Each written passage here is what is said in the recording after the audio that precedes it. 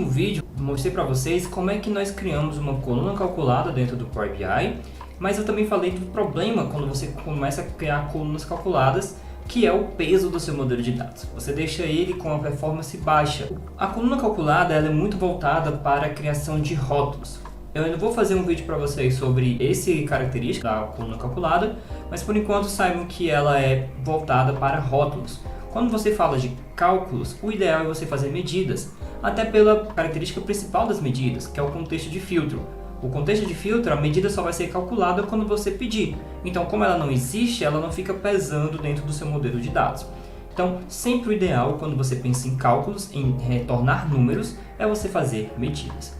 Tá, porém, esse tipo de cálculo que eu mostrei via coluna calculada, deixa eu voltar aqui com ele dentro do Power BI, de você multiplicar duas colunas, ele é exclusivo do contexto de linha.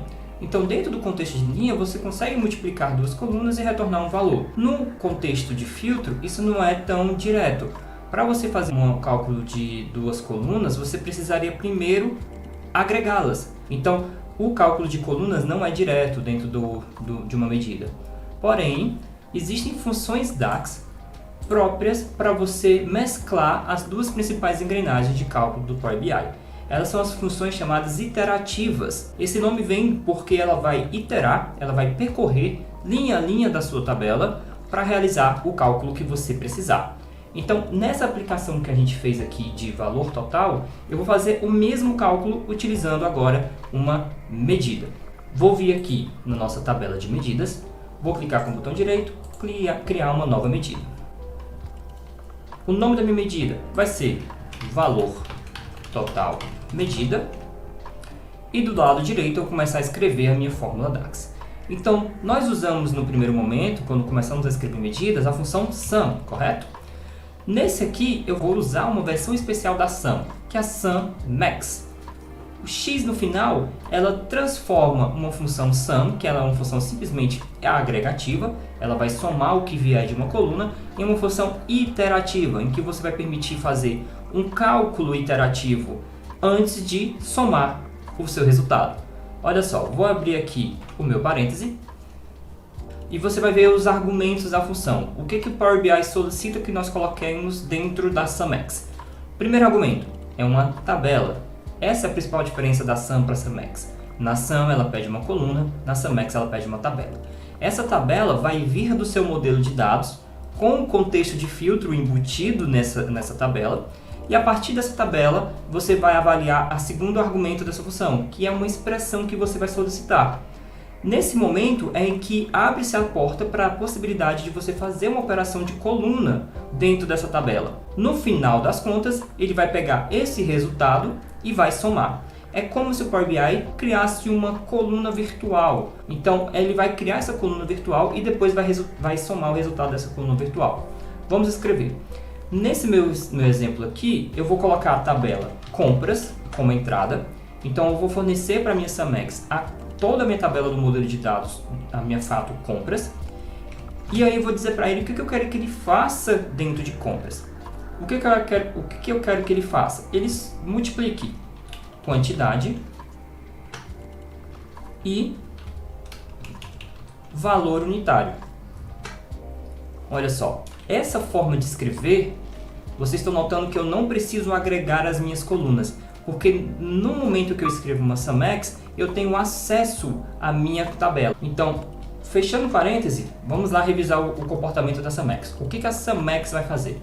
Vai pegar compras, que é a minha tabela do modelo de dados, vai multiplicar a coluna quantidade e a coluna valor unitário e vai criar uma tabela, uma coluna, uma tabela de uma coluna só virtual.